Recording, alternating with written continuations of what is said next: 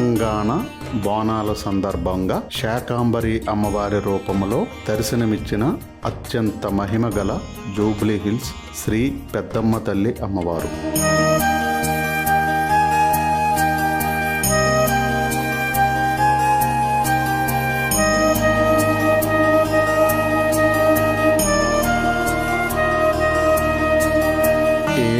ఆపదలో ఉన్న ఒక్కసారి వెళ్ళి మొక్కుకుంటే ఆ ఆపద నుంచి ఖచ్చితంగా కాపాడుతుందని 2 తెలుగు రాష్ట్రాల ప్రజల గట్టి విశ్వాసం.